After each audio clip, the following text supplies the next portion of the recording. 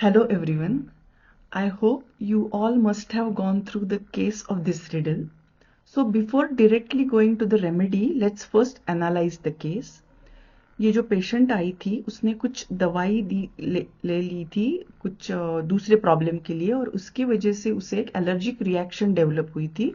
A kind of blistery vesicular rash which was red inflamed, a coin sized lesion था और वहां से कुछ थोड़ा वाटरी डिस्चार्ज भी हो रहा था. The problem patient was facing, वो बता रही थी कि बहुत ज्यादा जलन हो रही है, उससे वो बहुत परेशान है, बहुत उपाय करने से भी कुछ फर्क नहीं हो रहा है और उसकी वजह से थोड़ी चिड़चिड़ाहट महसूस हो रही है, कुछ करने का मन नहीं है. और वो बोल रही थी कि बुरा भी लगता है कि सारा काम हस्बैंड कर रहे हैं, लेकिन क्या करूं, मेरा पूरा ध्यान वो जलन पे ही अटका हुआ है. तो that was in short the case. So the first rubric I took in this case was delusion persecuted, he is persecuted. What does it means? It means बहुत कोशिश करने के बाद भी प्रॉब्लम से छुटकारा ना मिलना और उसी वजह से, वो प्रॉब्लम की वजह से पेशेंट का बहुत परेशान होना.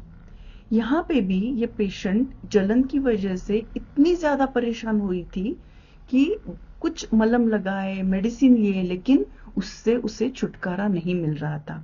The patient desperately wanted to get rid of this burning, but she was not getting the peace by any medicine. So this is the state of delusion, persecuted he is.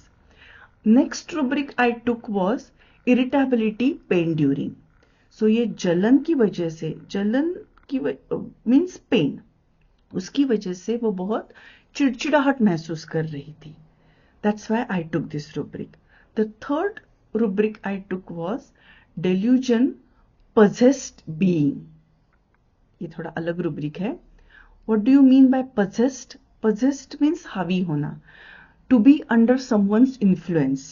You cannot do, or you do things according to the powerful influencer. Or the next word, and the next word in this rubric is being. It shows present continuous tense. So patient का पूरा ध्यान लगातार जलन की तरफ है और जलन के सिवा उसको कुछ नहीं सूझ रहा है. That is delusion possessed being. जैसे ये जलन ने उसे पकड़ लिया है, उसके दबाव में वो आ गई है और उसे दूसरा कुछ भी नहीं दिख रहा है और ये कंटिन्यूअसली चल रहा है. That is delusion possessed being. और the last rubric I took was delusion seized as if. तो ये रुब्रिक देखो, डेल्यूजन मीन्स पेशेंट को ऐसे लगता है कि इसकी जो कंडीशन है, it is as if seized. Seized means grabbed by something, take hold of something suddenly and firmly.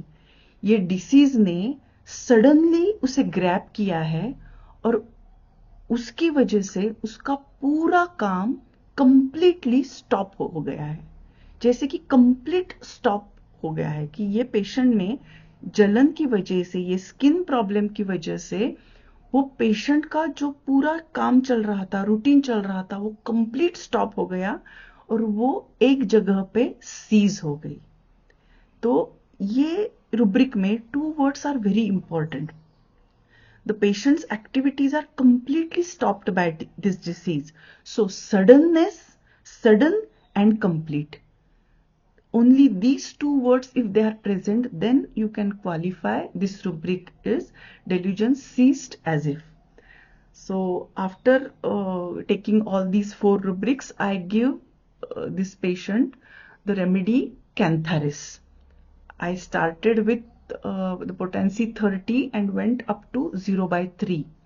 उसके पूरे लीजन्स, जो नए लीजन्स आ रहे थे, वो 0/1 के बाद कंप्लीटली स्टॉप हुए और पुराने लीजन्स धीरे धीरे सब मिट गए और वो डिस्कलरेशन जाने में थोड़ा टाइम लगा.